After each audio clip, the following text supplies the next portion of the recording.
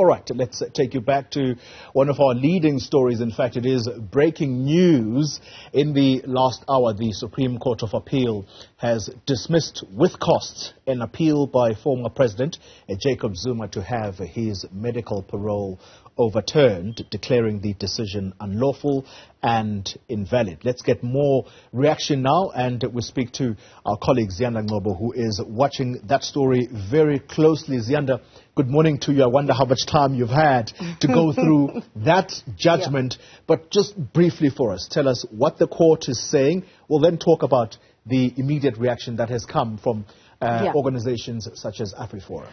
So basically the court has upheld the earlier decision that basically granting former President Jacob Zuma medical parole was unlawful and invalid. Now there's the second layer to this matter, which would have had implications for the former president, which is that application by the Zuma Foundation, which basically wanted the court to say that the time that the former president has spent on that in that unlawful medical parole be declared null and void. So it seems, if you read paragraphs 59 and 60 of the court order, that the Supreme Court of Appeal is now actually throwing the ball back into the Correctional Service Commissioner's court to say that they must decide. So the court says, the effect of setting aside this declarature is that once the order has been handed down, Mr. Zuma's position that his prior release be reinstated. But the court then goes on to say,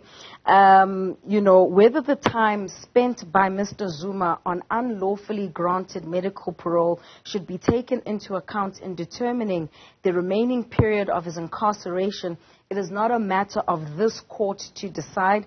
It is a matter to be considered by the commissioner. So they're basically citing separation of powers, that the executive should decide that, and so the executive being the Correctional Services Department and the commissioner. So whilst the former president for now, it doesn't seem that he has to go back to jail, I mean, the Zuma Foundation can now take the Correctional Services Department to court to say that, well, actually, the Supreme Court of Appeal has declared this decision unlawful and invalid. So what are you going to do about this? Yeah, and let me just also tell the viewers, Ziyanda, during this course of our conversation, that our team is hurriedly working the phones feverishly in the background in order to try and get correctional services. But we have had a response from the spokesperson, Singabako Ngumalo, saying that he has been called to an urgent meeting on the back of this SCA ruling. So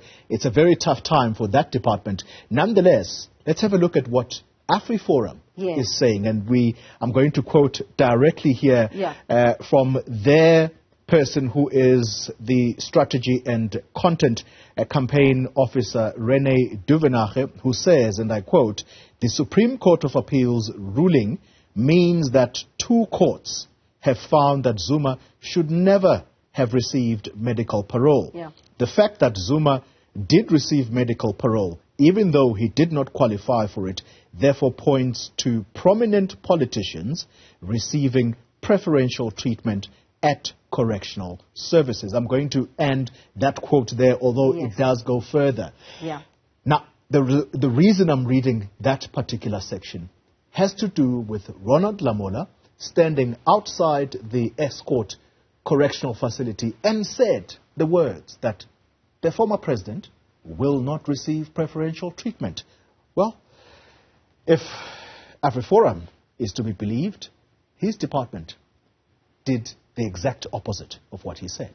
And this is why then, the fact that that paragraph in the judgment says that it's up to the commissioner, it leaves it up, or them open up to further litigation. I'm not surprised that Ngcobo would be called into a meeting, because it seems that now this matter would presumably go back to them insofar as the legality. So the courts have declared that the decision was unlawful and invalid. So what are you going to do about the remainder of the sentence? So remembering that the former president spent about a month and a half in prison. Now, to qualify for normal parole, you'd need to have served a third of your sentence, so that would have been about 3 months of, those 15 months that he would have needed to have served. So if he goes back, he would have to spend another month and a half before qualifying for normal parole and not medical parole. Remembering, Oli, as well, that the Correctional Services Department still to this day has not been very clear on the terms upon which they granted this parole. There's 2 conditions. You either need to be physically incapacitated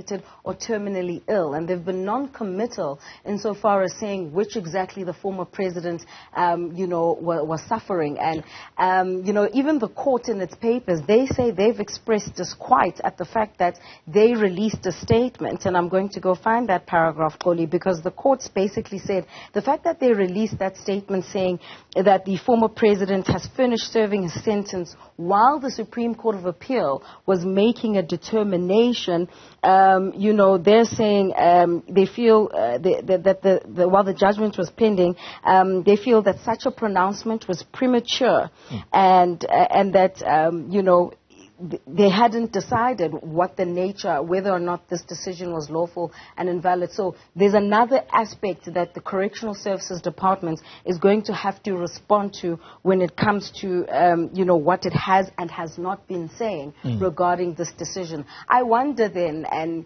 whether or not it's also going to have to call back Arthur Fraser to come and explain in his personal capacity, because he invoked a part in the Correctional Services Act which said that he, as the commissioner, is empowered to actually, make that decision as the commissioner. Because remember, the issue was that he did not take into consideration, the recommendation by the Medical Parole Board. And his argument was that, well, actually, it's a recommendation. I'm not actually obliged and obligated to, take your recommendations and implement it. So there's also that loophole, which I'll go through the papers just a little bit deeper, but it seems like that too still needs to be responded to. Well, it's one way to look at it, Ziyanda, and that is that either the correctional services parole system is broken. If not, then it absolutely serves the politicians who clearly receive preferential treatment, including those that are next to them. Who we're thinking about here? Well, Shabir Sheikh, because Olile Mngeni, in October of 2014, he died in prison. He had been suffering from brain cancer. He's a killer. We're not making a case for him, but we're simply saying that if we juxtapose these cases, there is a case to be made of preferential treatment. We'll leave it there for the time being. That's Ziyanda Ngcobo, our colleague here, explaining this judgment. In some parts, she is going to give herself some time, as she said, to go through the rest of the judgment. And that ends the second hour